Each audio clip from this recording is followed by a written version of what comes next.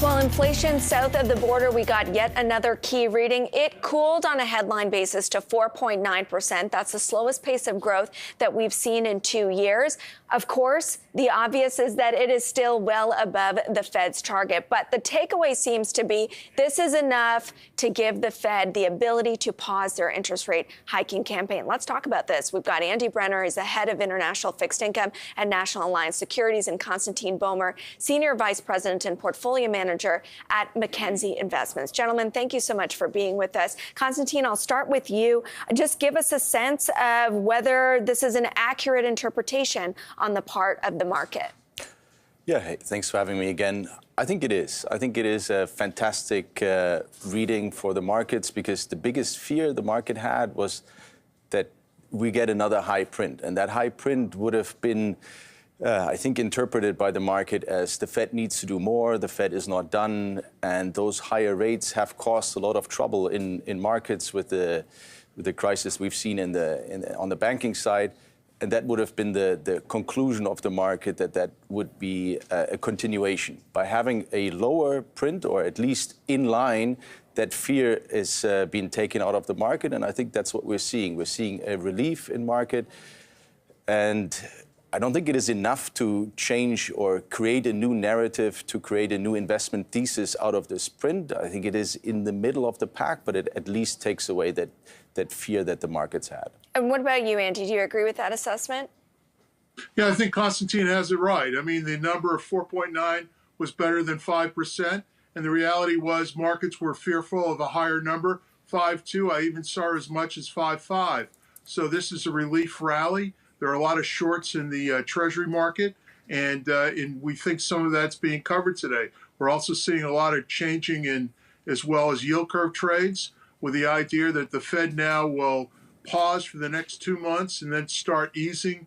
I see one ease built in September, November, December, and January. So you got 4 eases built in, and quite honestly, I think it will be more. The banking instability is not today, but it's still not behind us by a long shot. When you have Treasury bills yielding 5.40, 5.50, and banks paying 1%, that money's going to continue to move out. So yeah, it's a good print today. I agree with Konstantin. It doesn't change the narrative, but I think things are looking better. Konstantin, to Andy's point about the market building in rate cuts later on this year, it's one thing to pause, it's another thing to ease, and that has been the area that the Fed has pushed back on. Ultimately, who do you think is going to win out? I think the market got it wrong. So I think there's too much priced in. Looking at the January, what's priced in for the Fed meeting, we have 100 basis points of cuts.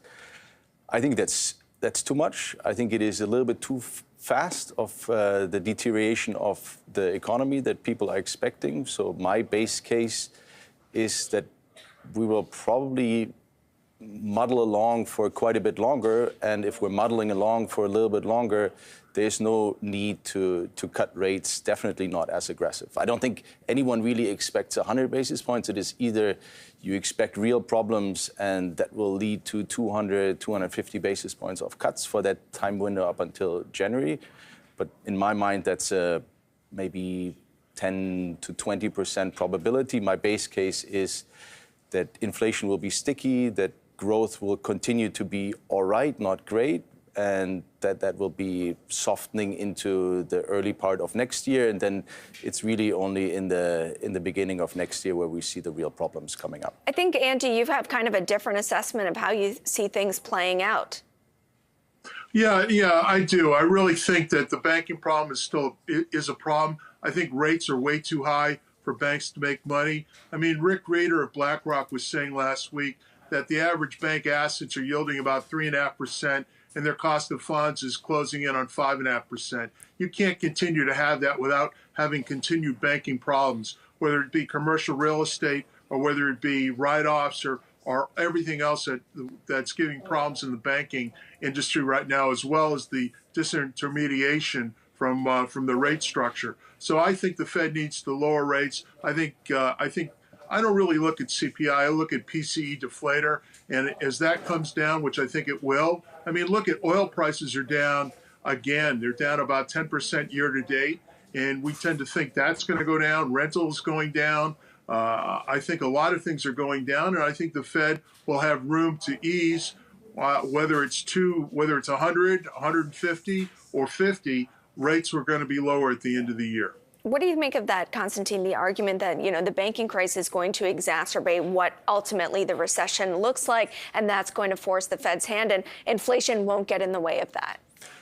I think it is, argument makes logical sense. I think it is just a timing thing where my expectation is that things don't escalate as quickly as the points laid out. I think there's still plenty of COVID money that is sitting on the sidelines that was accumulated over that time. We're drawing that down by a clip of around 75 billion or so a month.